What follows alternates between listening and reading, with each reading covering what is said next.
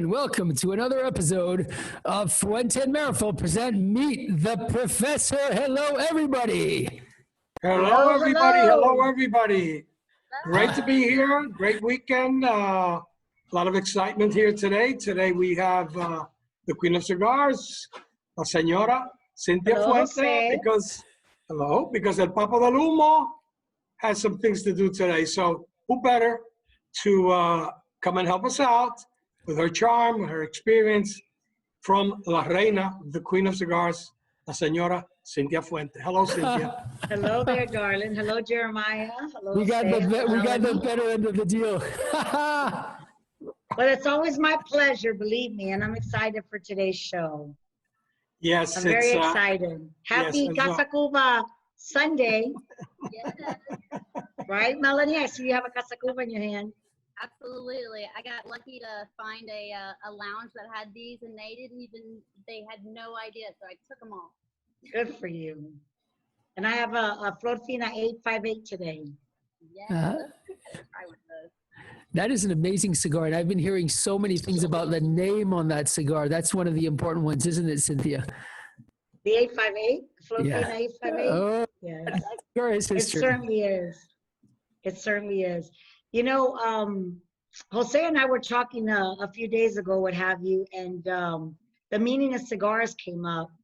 And for me, it's like when Mechi started the Casa Cuba Sunday, and it's become like a meaning for Sundays to smoke the Casa Cuba in honor of my dad, his last creation while he was on this earth. And for me, I really enjoy different cigars at different times, for different reasons and different meanings. And so today I decided to bring up the Flor Fina 858, which is in honor of my grandfather, Arturo Fuente, who was a founder of our company. And what's beautiful about the 858, the natural that has the African Cameroon wrapper on it by the Meerapfel family. And also we have it in different wrappers. So we have it in the natural wrapper, the MS. We have it in the Claro wrapper. We have it in the Maduro wrapper. We have it in the Ecuadorian Sun Gold wrapper. So it offers different shades. And then again, for your different moods and different days.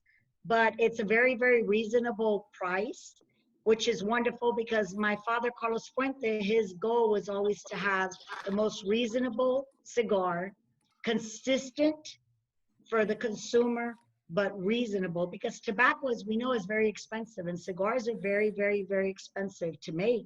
But nevertheless, his goal was always not to be the biggest, but to be the best and to make the best reasonable product for the consumer. And the 858 offers all of that. And for an example, if somebody wants to buy somebody a gift and they don't know what to get them or they don't know what their palate is, the 858 is an all-around cigar, and it offers balance, smoothness, complexity, boldness, depending on what wrapper you're smoking. So that's what I decided today to smoke. So I'm excited for this one. What are you smoking, Jose? I'm smoking the Churchill size from Don Carlos with a Cameroon wrapper. And remember, Cameroon, it's only Cameroon grown in Africa, but one family, I think they start with an Meerapfels? I think out of Belgium. Jeremiah. All right. We got so many friends logged on today. Guys, start asking some questions so we can pull you onto the show. I'm sure you got a million questions for Cynthia or for Melanie or for Jose. Just keep me out of it. But throw your questions in there and we'll make sure to pull you on. I see Angela's there. I see Dimitri's there. I see Rich is there. There's plenty of people. Throw your questions. We'll pull you on the show. Let me tell you, know, it's funny that Cynthia's smoking the 858, and that is probably from Fuente, the cigar that I have smoked the most, more than any other thing that Fuente has made. To me, I think I've been smoking that cigar for maybe 25 or 30 years. It's always been consistent because everybody knows I'm a big fan of Cameroon. To me, that sweetness, that spice, that balance, that finish, that aroma that cigar has. I've always said that cigar is everything you want in a cigar and a little bit more. I mean, it's just fantastic. And what Cynthia said, the price on that cigar, look, to be honest, when I used to work for other companies, we used to say to ourselves, how the hell can they do that? Because that's an amazing cigar for the price, to be honest. It really is. It is. And the size, the 47 by 6 is a very comfortable size, and it's in the middle. It's not too thin. It's not too big. So it all depends on the individual. So whatever the individual enjoys, they can always pick up an 858 and love it. What do you think, Jose, is, if I can ask you, like, why is it that people enjoy a Petit Lancero? And then they enjoy, like, a 60 ring gauge, or they enjoy the Corona. What brings people to, like, the different sizes? Do you think that people usually stay with their same particular size, or do they like to fluctuate? In your experience, through how many years did you say? 54 years that you've been smoking cigars? Yeah, it's been a long time. Let me tell you something. We all know, we've talked on the show, how much the industry has evolved. Let me tell you something. To me, the great connoisseurs, the guys that could really smoke a cigar and really break it down and tell you all about it, is a guy that's going to smoke or Lancero, Petit Corona 5x38, Corona 5 1/4 by 42, a Corona Gorda 5 1/2 by 46, a Longsdale that doesn't sell a lot, but it used to be huge, 6 1/2 by 44. It's those guys, the smaller ring gauge. And I'm not saying the guy that smokes a 60 doesn't have a great palate, because I know a lot of guys that smoke Toros 54 and 6x60s. But what makes me laugh sometimes is that when you're in the lounge, and I'm pretty sure you've seen it, somebody smoking a cigar, and this guy who thinks he knows it all says to the other guy, why are you smoking that girly cigar? Or if you're smoking a Petit Corona. I mean, to me, it's ridiculous. And then I got to get into it and said, look, it's all about preference, where you like a 7x70 or you like a Lancero and all that. But if you look at really the cigars, the guys that really you can talk to and can really know cigars, the most that could probably go up is to a 54. I'm not saying the guys that smoke big cigars are not knowledgeable. I think it's something about preference. But I personally believe that the industry has changed a lot. Who would have thought you would have a cigar 8x80 and it will sell, or a 7x70? And if we go back for many, many, many years, Longsdale was popular. I mean, it doesn't sell anymore. That's what I remember when I was growing up as a child. The Lonsdale. That was very, very popular. A beautiful size. Beautiful size. And the Claro wrapper. I remember when my grandmother used to take me every Saturday to the Ritz Theater in Ybor City. And I would be walking down 7th Avenue, and all the men were all dressed up with their hats like Jeremiah, and their suits, and the women all dressed up. And they were all smoking the Claro wrapper and the Lonsdale size. I remember that being very predominant in my mind. The memories that you look back on are just so beautiful. I love it. I really do. But I enjoy all different sizes. It just depends on the mood that I am. I'll go all the way from a Petit Lancero to probably like a 52 would probably be my biggest spot. I enjoy all the different ones. It just depends. Melanie, what's your favorite ring gauge? What do you usually go to? What's your favorite size? Well, a lot of the great cigars are not made in the smaller ring gauges, I feel like, but I do love this Corona size. small. Or Lancero is probably my favorite, actually. Lanceros. I think it's so sexy. It's like, it makes I it do too. I drink heartburn or something. So I love it. Yeah, I enjoy the Petit Lancero. I love the Petit Lancero. How about you, Jeremiah? Robusto, 5x50. I love it. Absolutely love it. I think that's the most popular overall. My father, Carlos Fuente, was known, Don Carlos, to always smoke the number 3 size. Okay, the Don Carlos number 3. And then all of a sudden one day I see him and he's smoking the Robusto. And I'm like, Dad, I never see you smoking the Robusto. And he just gradually changed and he always had a Robusto. 2 cigars in his pocket, 1 to smoke and 1 to share. Because like my brother Carlos always says that it's not about the cigars, it's about the people. And I also feel that cigars are to be shared. It's so beautiful. I see on social media how different people are just sharing their cigars, sending it to one another, and everybody posts, oh, thank you for the gift. Cigars are to be shared. I think it's so beautiful to share your love with cigars. That is a lot of fun. You know, it's funny you mentioned your father because it was many times, I never dared to pick his pocket, but every time when he would come out of the airport, I told the story a million times, he would ask me, Blanco, ¿tiene un encendedor? You got a lighter? And I would say, and he would put that Don Carlos Reserve that at that time was only made for him into my pocket. And I would say, Don Carlos, you know, thank you very much. And I've posted this many, many times. In my personal opinion, there has never been made a cigar or never will be made a cigar with a Cameroon wrapper like the Don Carlos, his personal reserve. I think with a Cameroon wrapper,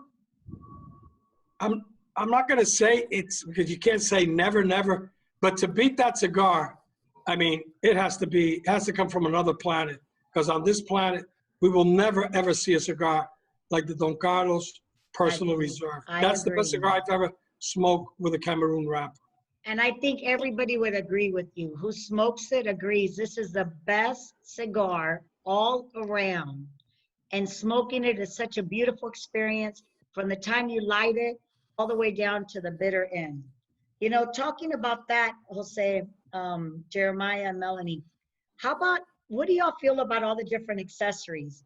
You know, like, for an example, to light this cigar, like, would you prefer a punch? Do you prefer a V-cut, a straight cut? Because I think it's a personal preference. And Jose, can you elaborate a little bit on that? Like the different cuts? I personally enjoy the straight cut. Usually I'll just lay it on the table and put the cigar there and it just gives me an even cut every time with the cutter, I'm sorry. But like my father, which I've got spoiled and I miss it, I would just hand him my cigar and he'd just go like this with his hand and just take off the tip and hand it back. And I got like a Sunday today. Today's it's my favorite day of the week. And Sundays we used to always get together at his house and have barbecues. And I, you know, let him know before I was going to church so that he can open up and air out that bottle of wine. But okay, I'll be there in about an hour and a half. And we, you know, drink wine and enjoy the cigars together, like those beautiful memories. But there's so many different cuts. What is your preference? Well, I would say that out of every 100 cigars that I smoke, probably 95, 96, 97 are going to be with a straight cut. Now, talking about straight cut, the V cut, and the punch, people ask me, and I say it's a preference. Now, what I do try to teach people with the punch, because the punch is very tricky.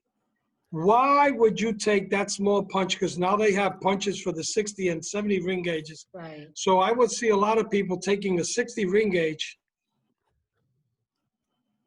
using that small punch, smoking the cigar in an inch and a half into the cigar. The cigar has some bitterness to it.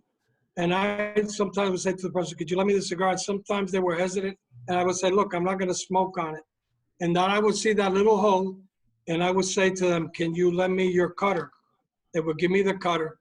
I would straight cut it, because they carry punch and straight and just a cutter. And I'd say, puff on it now. And then they started to puff, and they would say, what did you do to the cigar? The bitterness is gone. And then I have to explain, look, you have a 60 ring gauge with a very small hole. When that nicotine starts to come up, and that tar is starting to come up, and that tar produces bitterness. So if you like the punch, because now they have punches for the 60 and the 70 ring gauge, But the different use sizes. it. But you have to be very careful. That small bullet, as we cut it, the people call it the bullet, the punch. Right. It's really good for a 44, for a 42, for a Lancero, for a Petit Corona. So you really have to be careful when you're using the punch or the bullet. And a lot of people use straight cut. I've seen people do this with the V cut it in a vertical too. Vertical, And I say, what's yeah. that? And people say, well, I got a better draw on that. And I tell people, look, if the cigar is well made, whether you use a punch or the bullet or the V cut, it doesn't matter. So that's my 2 cents on that. I got it. Yes. What do you think of the actual? What's your favorite, Melanie? I love I think I'm more utilitarian, so I prefer a V cut because I feel like the nicotine doesn't get stuck in my teeth or on my lips. Yeah. That Calibria V cut to me is the absolute best. That's the one yes, that is the one I have. I love it. You gotta make How sure. about you, Jeremiah? You probably do the old fashioned like my dad did, right? 100%. I don't think I've ever used a cigar cutter in my life. I believe it. I was taught to use my fingers, my 2 fingers, my nails, whatever it is. So what we do is we just basically just peel the cap off, and if the cigar is grown properly, you don't need a cutter. But yeah, I agree. that's the only way I know it. I call it the J cut. The J cut. But you know, talking about cut, and this is something that always in my seminars I teach people. Unfortunately, I've seen even people that have been smoking for a while, cutting a cigar totally incorrect with a straight cut. Because people think you have to take a quarter of an inch, half of an inch off it. So I've seen people take half an inch off a cigar. All of a sudden, when they're smoking, the cigar totally unravels, the wrapper comes off. Then they come up to the owner or to the clerk in the store and say, well, you know, I got a bad one. No, what you did was that you cut the cigar too much down. It's just a little bit that you have to cut. Now, that said, when you're doing a belicoso or any figurado, that's a different thing. You cut a little bit off, you puff a little bit on it, maybe you go down a little bit more. But I've seen people take like 3/4 of an inch on a belicoso. I said, what the hell are you doing? You're destroying it. So just people like Jeremiah have to be very said, careful with that. like Jeremiah said, there's a little cap when the cigar makers are making their cigar and they're finishing it. They put just a little cap of the tobacco. So all you need to do is just clip that little cap off, and you can start smoking your cigar. We got some great questions coming in here. Okay. Hold on a second. Let me. I don't know if this is a question or a joke, but let's get Rich on. Hey, Rich, you got a question for Jose? Oh yeah, we don't know if it's a question or a joke. Oh, it's a formal question, of course. Jose, is that a Macedonian clothes dryer off to your right shoulder? A what? Macedonian clothes dryer? No, that's a photo. That's a painting. No, we have a lot. below the painting. I think you've got your socks hanging out to dry. Oh, yeah. I took your laundry on the internet. Yes, I wouldn't have seen that. Hey, Well, we are in the comfort of our home. Professor, I didn't even realize that. I didn't know you got that kinky on the weekends. The problem was that we went out today, and then we've been very careful with bringing people in here. So we have these 2 ladies that are very close to us. They don't do this; they have their own jobs, but they're very close to the family. So we went out this morning at 9 o'clock. We had breakfast, then we went out lunch, then we did on some shopping. and then it was kind of raining here. There was a problem with the dryer. Then they put some socks and some stuff here. It's old-fashioned, that's okay. More importantly, I think Rich has a question about the 858 and the significance. Rich? Yeah, Cynthia, can you tell everyone the significance of the fact that 8 and 5 is 13, and you can add it from either direction? Very true, yes. Well, the Filipina 858 came into creation in the 70s. My grandfather Arturo, that was the founder of our company, he was known to smoke approximately 20 cigars a day. And this was his favorite length, ring gauge, a similar blend. So when he passed away, we brought this out into the market to represent and to continue to follow his legacy, the 858. And then the 13 is very significant in our company and our family's legacy as well. It was my father's favorite number, my grandfather's favorite number. So it's true on both ways, the 858, 85, you can add it, and then you could read it both ways.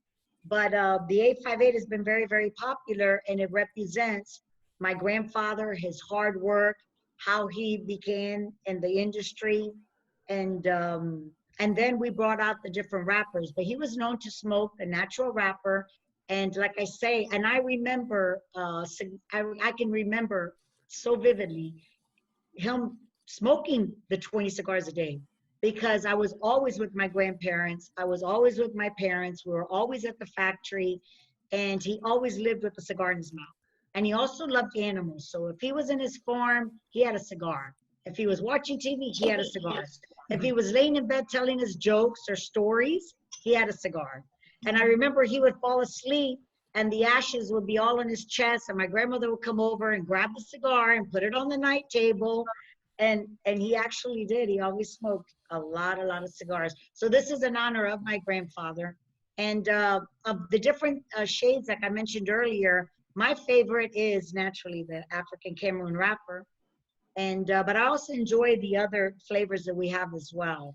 Like also what I was mentioning earlier about the different cigars that we have, they all have a meaning behind it. Like my brother Carlos says, everything that we do has a story behind it, has a meaning behind it. Cigars are an art. Cigars are like playing music. It's just like, for an example, the Casa Cuba. That's in honor of my father, Don Carlos. The Don Carlos, the whole line is in honor of him. Like the 100th anniversary, that is in honor of the 100 years that we were in business. The cigar, and I have it right here, that it has my grandfather and my father and brother's picture on it. It represents 100 years that we're in business. Then we have the Fuente Opus X. And this was a creation, and it represents us wanting to bring wrapper into the Dominican Republic for the first time in history. And like I have this little BBMF. I don't know if y'all can see it. It's a sweet little baby. And we make these like for special fundraisers. So there's a meaning behind that, why we make these special cigars to be able to raise money in different fundraisers. So I feel like every cigar that we produce, there's a meaning and a story behind it. But the 858 to me is something spectacular, and it just represents our legacy and the man who started it. Now, if you could see on my background is the Flor Fina 858, and I picked that today because I was going to smoke an 858, and it's the only box that we manufacture, that we make ourselves, that has my grandfather's picture. And everything there on that photo has a meaning behind it. So we take pride in each and every detail, each and everything we do. As you said. Well, when you have a company that's going in a couple of years on 110 years, you know, you might like the cigars, not like the cigars, whatever the case is, but you just got to say to yourself, these people have been doing something right for so many years. Because at the end of the day, it's been the consistency. I remember the boom days, and we talked about this the other day. While everybody, Tom, Dick, and Harry, was trying to make cigars and make cigars and make cigars, there's another company that's a family company that I will not mention, but very close to the Fuente family. Jeremiah has good relationship with that company too. They never, ever sent out, sometimes there were months and months without cigars. But when the cigars came out, people would go crazy with them, but it was the same cigar that were smoked and made and with aged tobacco from the early 90s, late 80s, all the same consistency.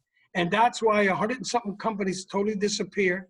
Like the Dominican Republic, out of 70 new companies, I remember. there were only the big companies and a friend of ours who survived. All the rest, they totally disappeared. They were making cigars with tobacco that didn't even have 6 or 7 months out of it. I remember Cigar Aficionado made a nice many years ago and asked me about that. And I said, well, you had cigars that were not worth 50 cents being sold for $10. And that's what happened with the boom.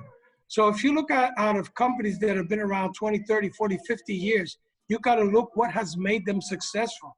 Great tobacco, taking care of their people, the tradition, doing the right things, working with the biggest capital that a company has, which is the human capital, the human factor. Companies are not great because of advertising or the money they have. Companies are great because of the people that work in the company and the people that own the company taking care of them. So true. Amen to big that. difference. Jose, that was beautiful what you just said. A lot of people tend to forget it, and it's a good reminder. It's nice for us to hear. You know, it's what you just said is absolutely gorgeous. Thank you for sharing that. You know, in 1980, when my father decided to move to the Dominican Republic and we started in Santiago, we actually started like with 7 employees. And I think like 3 of them are still with us today. And out of the 1,900 employees that we have in our factory, many of them have been with us for over 20 and 30 years. The longevity is there because we value our employees. They're like family to us.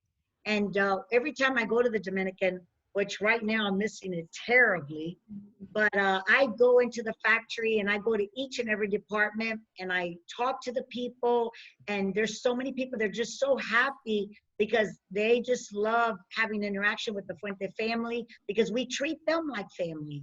And without them, we could never be successful.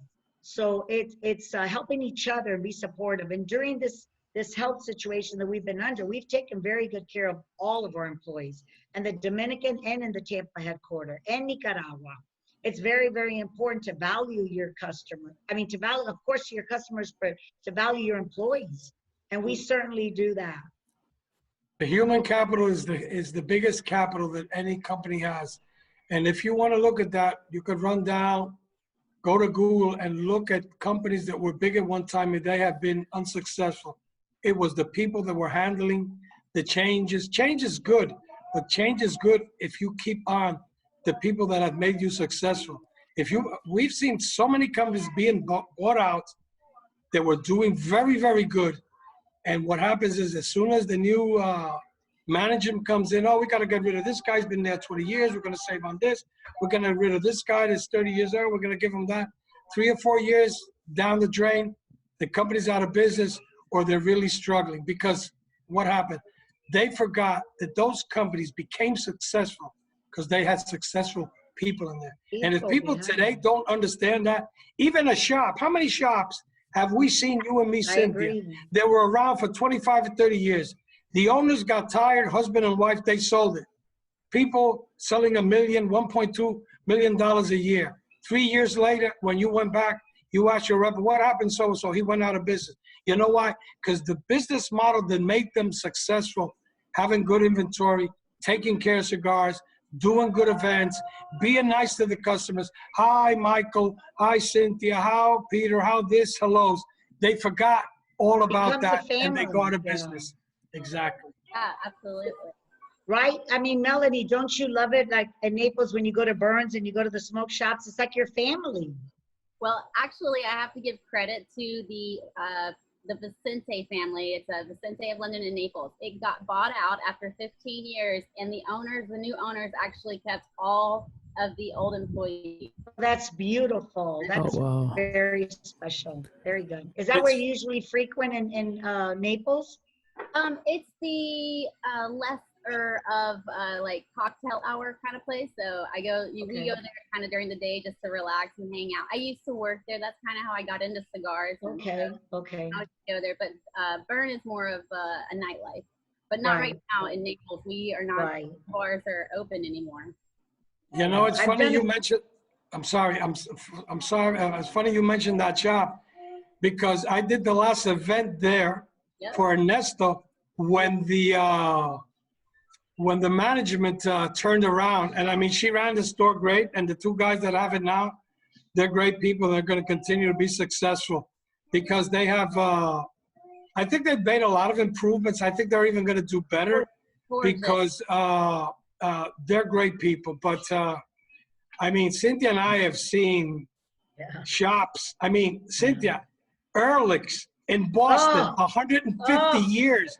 Who would have thought they would have go out of business?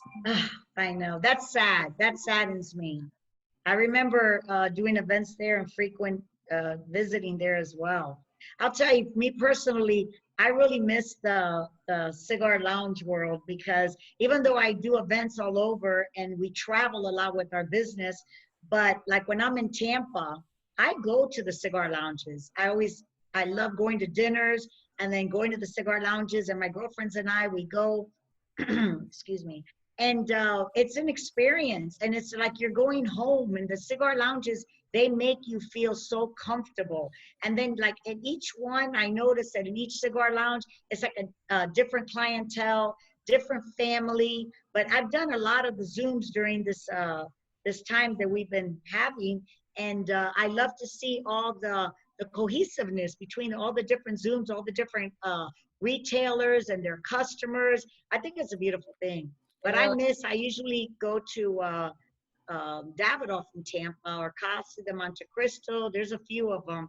And I really miss it because unfortunately we haven't been doing too much of that. But when we usually go, like, you know, I don't know if you do this, Melanie, or we always will take, you know, like our little cigar bag, our pouch, our cutter, our lighter, our little cigar holder, our little cigar traveler case. And I think like it's a whole experience that people enjoy, you know, not only smoking the cigar, but like having all of your, like I have this beautiful Meerapfel cigar holder. So when your cigar gets very down to the end and you don't want to give it up, you want to keep on smoking it. I got this as a gift from one of the events that I did at Corona Cigars in Orlando, and I cherished it. It's beautiful. It's handmade. So I personally love all the different paraphernalias that have to do with cigars. How about you, Melanie? Do you enjoy those? I mean, do you have all your little goodies? Oh my gosh, I do. I actually just like I love showing off my lighter. I have a big torch lighter, and then I love the Fuente, or I guess it's by Prometheus blade lighter. That thing is gorgeous. Yes. And all of the boxes, like carry boxes that you get to carry. And then I think they had a new I bought my boyfriend one of these. It's like a leather case, so it looks very almost professional. You could take Yes, I have one. Yes. They're really nice. Oh, and then but I have this Prometheus lighter that I love. Let me see. Oh yeah. Case for your. I love that case. It can match your belt. So for a man who like has a belt. Yes. Oh yeah. That's a DuPont. I have one of those. Yeah. I love my Prometheus. I have this one, and I have the Purple Range that Keith Park from Prometheus sent me. When I opened this up, it was like I got like a Louis Vuitton purse or something. Yes. I was so excited. I got to meet that, but it was nice. But when I sit outside and I watch the sunset, I take my ashtray, my cutter, my lighter, you know, my Opus X glass or whatever it is. Yes, I know. I love all the different colors. And my little, like I have this other cigar pen that's beautiful. It has a lady, a gold, it's all in gold. Oh, so wow. I think it's all part of the experience, and it's a beautiful experience to be able to smoke a cigar and to enjoy all the other things around it. It's almost like going off your cars too. I feel like men come into the lounge, they smoke their cigar, but their lighters and their cutters are like their watches and their cars. Their watches, I agree.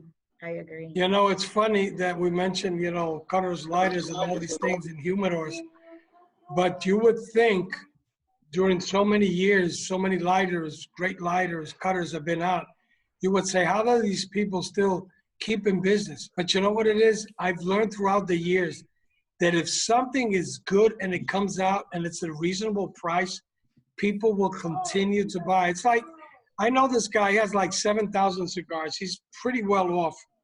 And he would go to my events or anybody who was in town, always buy a box of cigars. And I would tell him, Ray, I mean, you could open up a small kiosk. I mean, in your lifetime, you're almost 70, my age. You're never going to smoke those cigars, so why keep moving more? You know what his words were? There's not enough cigars in the world. I'll keep buying them if they're good, and I don't care what they cost. So you would think a guy with 7,000 cigars would never buy a cigar again? Hell no. Oh, they keep buying it. My girlfriend has a humidor, and she has, my girlfriend Kim, about 2,200 cigars in that humidor. And believe me, and fortunately, most of them are all Fuente, but she keeps buying cigars because you collect them, just like people collect watches. You collect cigars, and you want to have your humidor filled, and it feels good to be able to look at all your collection. I think it's part of the fun. It's part of the fun. Definitely, definitely. It's something that people don't get tired. Listen, Cynthia, you know, the other day we were doing, and I thank you very much because you helped me out that day, and people were surprised you were there. We were doing the Sommelier Cigar Association. I mean, we had people from Vietnam, Hong Kong, China, Singapore, all over Europe, all over the States. And it was amazing to see this Chinese girl she's the president of of some big club in, I don't know if it's Shanghai or Beijing, you know, talking about the experience that I even said on the show the first time when I was consulting for a year, going a lot to Shanghai, Hong Kong, Thailand, and all that stuff. Out of every 10 people I would see two people drinking coffee and 8 people, you know, trying tea.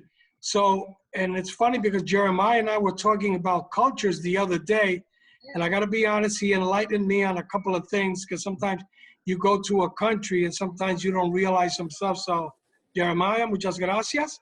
But anyway, it was amazing, you know, how much we learned that night about a lot of things on pairing. And I know you're going to be on the show one of these days. So, and I think you also like tea. So can you tell us a little about your favorite pairings and things like that? Yes, I enjoyed the show so much, Jose. I'm so glad that I zoomed in that day.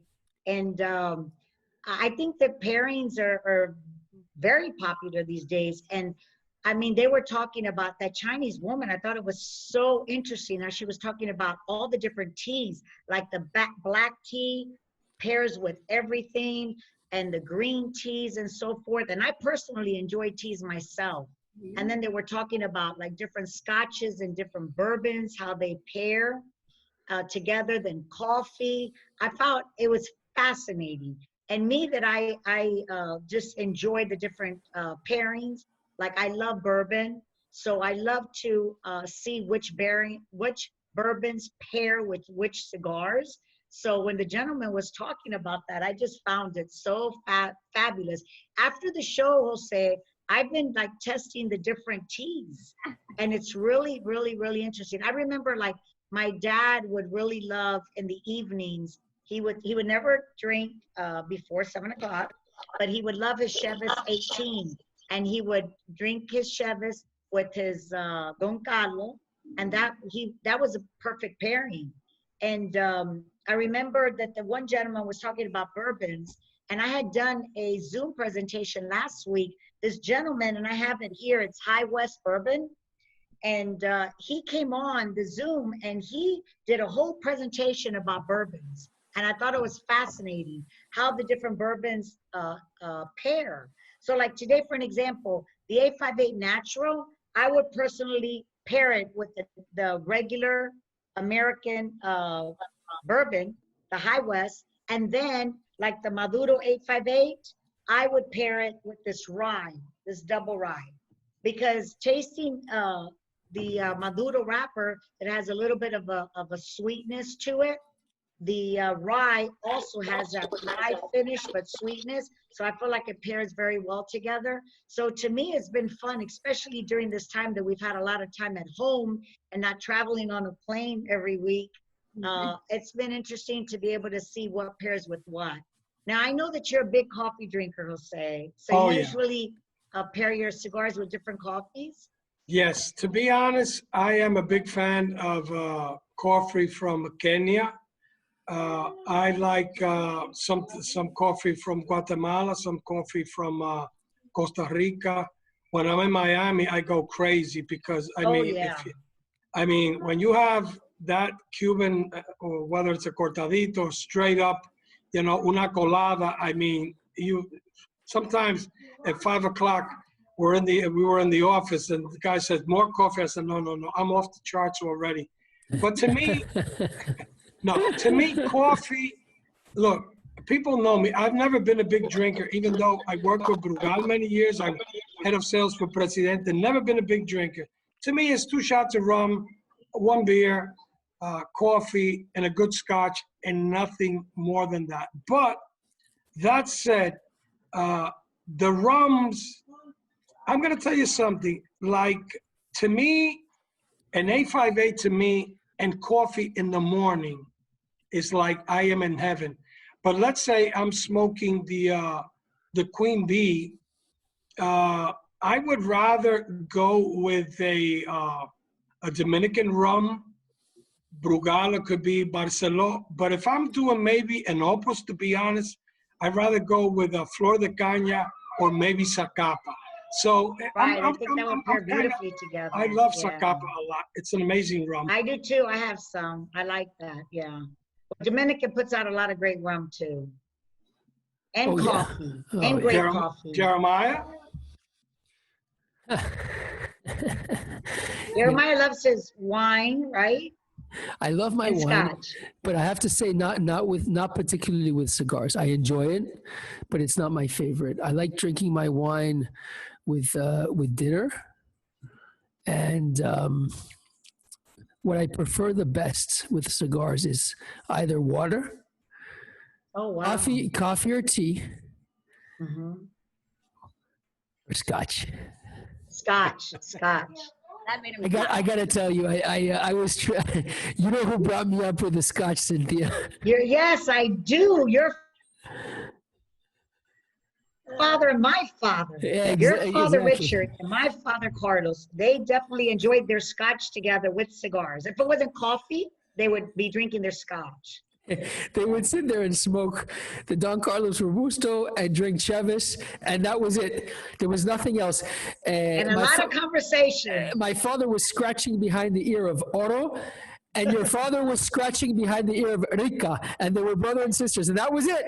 That was it. Dogs. The whole world could crumble. There was nothing else. I know. And I loved sitting there and just listening to their conversation. To me, that was like such a highlight. And all the old timers in our you know, from our childhood, just sitting there and listening to them. I miss that. I think about my grandfather. I think about my father, my grandmother, all our ancestors all the time. We have beautiful memories as a child. We're so fortunate. A beautiful memory. How about you? And we have Melanie, how about you? I'm definitely feeling like I'm gonna comment on what she just said, and I definitely feel like I'm getting that privilege now, like listening to all the stories and being around you guys.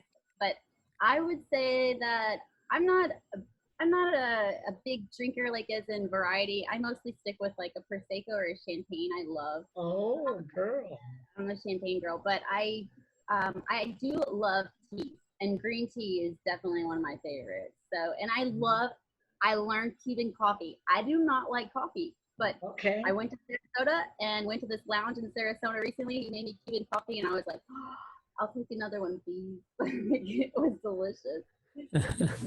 I learned a lot on that show, Jose, and I've really been experimenting with the teas, and they do pair nicely with the cigars, especially in the evening. I tend to smoke my cigar more. Like today, I'm enjoying it. It's 2 o'clock, but here. but I tend to usually enjoy them in the later afternoon, and teas are very, very nice. But what it is, whatever spirit you're having with the cigar, you just have a little bit. It's not like you're drinking a lot. You're enjoying, like the bourbon or the scotch takes a long time. You're just zipping it. So you're just enjoying the experience of the taste in the bourbon or how it tastes with the cigar. You're puffing on cigar, so it's like a whole experience. It's not like you're going to golf down 3 drinks. It's nothing like that. But I do enjoy champagnes too, Melanie. Champagnes are very, very delightful. So you feel that they pair with your cigar?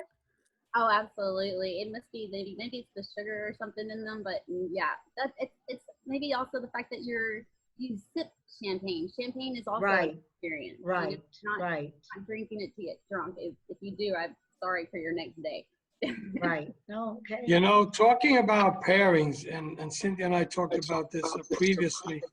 One of the things that I dislike is when I go into the lounge and somebody's having a Diet Pepsi or a Diet Coke and somebody's criticizing. I know guys, and we've seen it on Facebook, that they're pretty good smokers. They're doing a Dr. Pepper. So when the people start criticizing that, and they always bring it up on the seminars, I said, guys, look, you pair up with what you like and what brings out in the best of cigar. And I always have a great example for that. I asked 2 guys in the show, in the seminar, who drinks scotch here?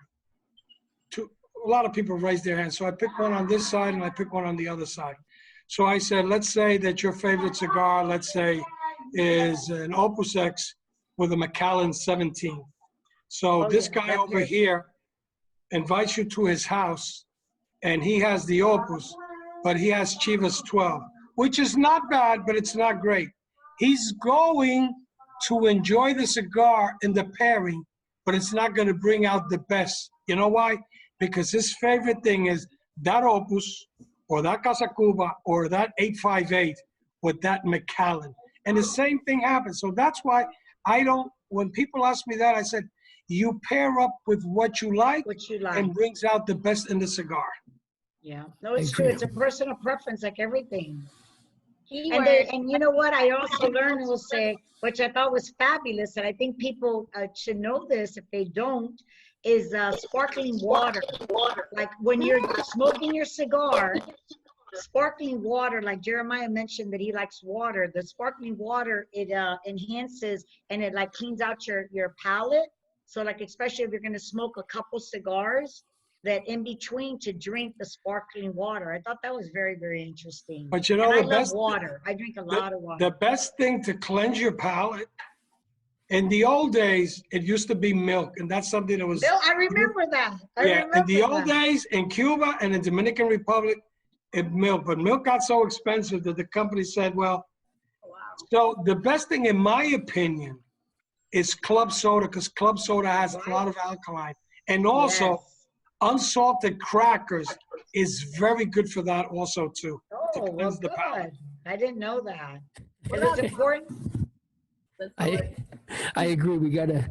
You gotta drink water once in a while. You drink rum or scotch all day, but once in a while to clean the mouth, you gotta drink some water. Water is the best thing, definitely, to cleanse. We got a question that just got in from Dimitri. Dimitri, you want to ask it live? Hey, Jeremiah, sure. Hey, Cynthia, it's a question for you, actually. I have the opportunity. Hello there, Dimitri. Hi. I have the opportunity to smoke a PJ in a couple of days, and I've had that cigar before. So it's very hard to pair it. What do you recommend? PJ, okay. Yeah. I actually have never smoked that cigar myself, I have to admit. Even though every time I go to the factory, the gentleman, his name is Papo, the gentleman that makes it, and he is a poet. And I will sit there and watch him roll the PJ, and he recites poems to me, the most beautiful poems. Like it's awesome. And so I personally have never really smoked one, but many people have. And my guess would be something on a fuller body to pair it with. And I would say more like maybe a scotch or port. I would say maybe a port would be good. Or a scotch, something a little bit more on the heavier I would, I don't know, or maybe Cynthia, even a that bourbon. is, I love the idea of the port. Yeah, that's what I was Port. just That is an amazing idea. Mhm. Because you Because a get a little bit of PJ, sweetness in there, and you get a little right, bit of grease or whatever, you know, a bit of the syrupy side, which can hold on to the PJ, which is like a right, rifle, right? right. Because I think it'll balance it out because a PJ, I understand, is very, very full and powerful, but then yet it has a certain sweetness to it. I understand. I mean, Dimitri, have you smoked the PJs? Not before, no. Never Okay, before. It's all gonna be right. Well, first let us time. know what you think. I know I that will- Mechi's been dying to smoke a PJ, so I have a couple in my locker that I was going to send to her. I think Angela and JJ are having PJ Wednesdays. I think maybe they might be good to ask. They smoke Okay. Wednesday. I see them. Yeah. Wow. But So my guess would be a port. I think that would be a great idea. Now I'm gonna have to smoke one of my PJs to let you know, Dimitri, for sure. Well, Cynthia, try to get me one also, because I've never smoked it either. They're very thin, but they're powerful. They're one and only, made by Carlos Fuente himself. Well, I'll write them down. all right. Well, Dimitri, you got it. It's gonna be some port on there, right? I have a question Well- if I can ask. Of course, Melanie. Well, I know we spoke about this before with Jose, but Jose, this is very interesting to me. I would love for you to teach us or to tell us how properly to light a cigar, or how maybe lighting a cigar can be abused by some people. You know, Very that's a good question, because Cynthia and I, before the show, we were talking about it. You know, I go to the shops and I've seen people take a torch and they cut their cigar and you think they're drilling through something. And they go on and on and on and on, and then the sideburns, then the canoes and the tunnels and all these things. Because the first thing, you could give it a little bit of a warm up, but then you have to have it a certain distance and then light it up. Then the other thing, people ask me, what should I use? Should I use a torch? I'm a big I like soft flame a lot. But you can even use a big lighter. The only thing you never use to light up a cigar is a Zippo lighter No. that has the old what you call it, the oil, not the oil, the fluid that they use on that, because then when you're hitting the Zippo lighter, unless it has a torch, you know, that smells gets into it. So you really have to be careful when you light up a cigar. Yeah, it has petrol in it, yes.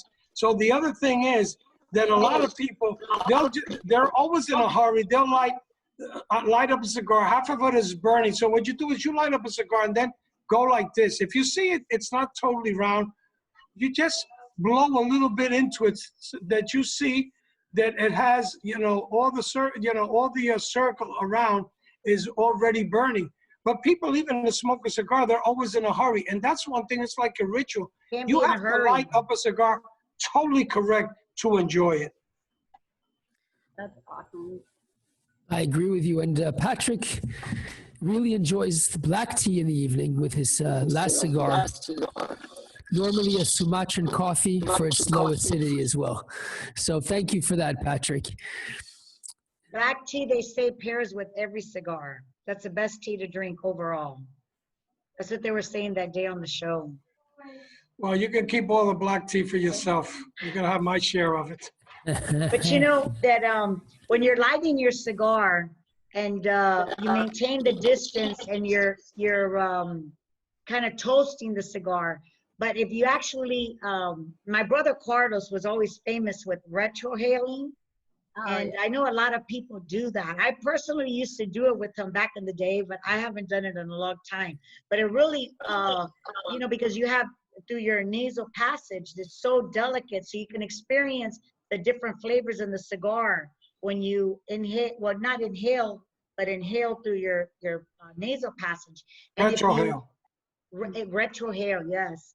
But if you bring the cigar in and you puff, and you let the cigar roll around your mouth, and you put your tongue on top of your roof, okay, and you kind of like puff out, you can experience all of the different flavors in your mouth.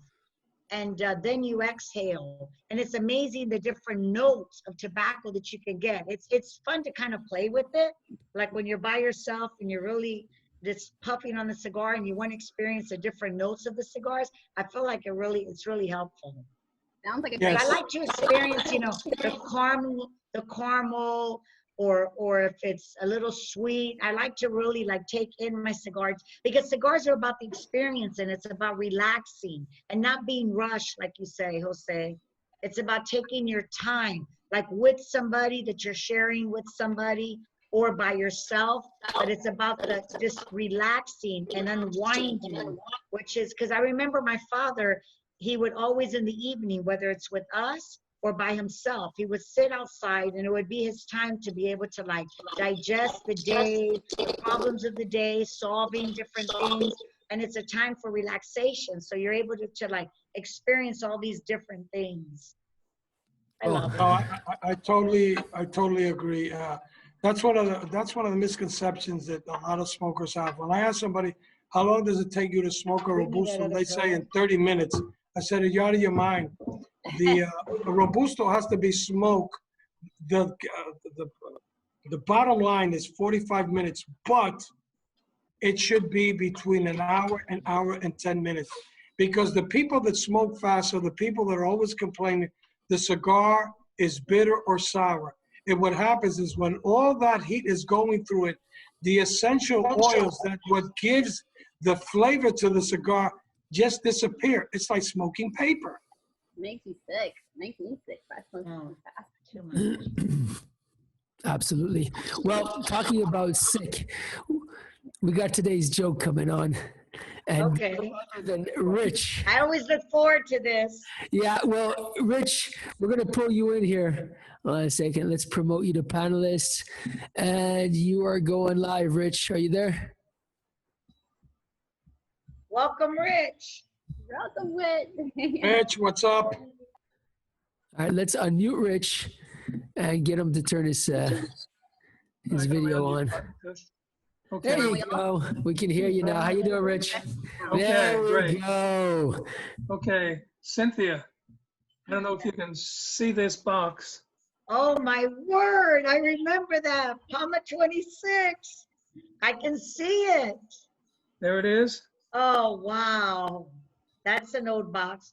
Yeah, I'm an old guy, but if I opened it up, you'll see I've got all these markings in there. I used to throw my change in it. Oh my gosh. Wow, And, that's an old one. Yeah, so as this started to get worn out, I switched to a Don Carlos box to throw my change in every night. But I this one, have my box too, that I put like all my cutters and my lighters, and the boxes serve for a lot of different things, but that's an old box. Wow. I Yeah. remember when they made the Palma 26. yes. Real quick before I amuse anyone, the question that Jose did about pairings, and normally I smoke a cigar in the evening with a Zinfandel. Turley or Bialy are my two favorite Zin makers in California. But when Jose asked the question, it brought back memories of a restaurant in Tampa called Burns. Yes. And on this It's still upstairs, there. I know, in the dessert room, they used to have a pianist, and you could sit up there and smoke a cigar and have an after dinner drink. And I mentioned back to Jose on his post that my favorite cigar was a Don Carlos Robusto or Doble Robusto and a Calvados. That was my pairing at Burns. Loved it. Had a great time enjoying that. And every time I think of it, I think of your dad. You know how much I liked your dad. So Thank you. getting back to today's Thank you story. for sharing. You're quite welcome. Brenda and I lived in Texas for about 18 years after we left New York City. And, you become a Texan after a while. And I went out and bought custom-made boots, absolutely beautiful, bison leather, hand stitching. They were absolutely gorgeous. And I put them on and I walk into the house and Brenda's sitting there watching TV. And I said, honey, what do you think? And she looks at me and says, what do I think about what? You're blocking the TV. I said, honey, no, really, what do you think? She says, I don't see it, just get out of the way. So I went in the other room, I rolled up my pant legs a little bit, came back, and I'm prancing around in front of the TV with the new boots. And she says, get out of the way. I said, honey, what do you think? She says, just get out of my way. So I went in the other room and took all of my clothes off, came back just wearing the boots, and I'm standing there, and I said, what do you think? She says, I've seen that before.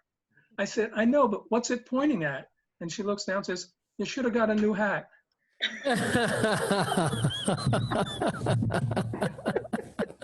Oh, that's That's good. excellent. Very good. Tell Brenda hello learned for us, Rich. That's great. I will. Sorry. Thank you very much, sir. You're welcome. That's good. All those jokes brighten up every show. They do, and it's so I important. missed, yes. It's so Benoit important. Bake too. When he said that joke one time about the man and the lady, that the lady went to the doctor and that she only had her last day of living, and her request on her last day of living, I thought that was hilarious. When I think about it, I still laugh. Yeah, absolutely. Jeremiah, do we have any good questions coming in today? We have a lot of questions, but unfortunately, it's that time of the day, Cynthia. It is. It's that time of the day. We're going to have to wrap it up.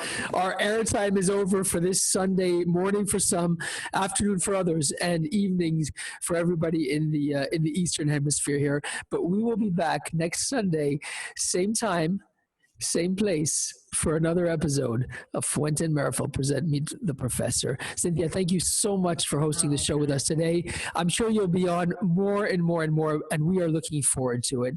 In the meantime, everyone, please be safe. Take care of yourselves and of others, and we'll see you next Sunday. Bye-bye for now. It was Good my night. absolute pleasure, guys. Take care. Happy The Sunday. YouTube channel. Casa Cuba's going Bye. to be my next one after this. Enjoy, lovely lady. Okay, good night. Good night. Thank you.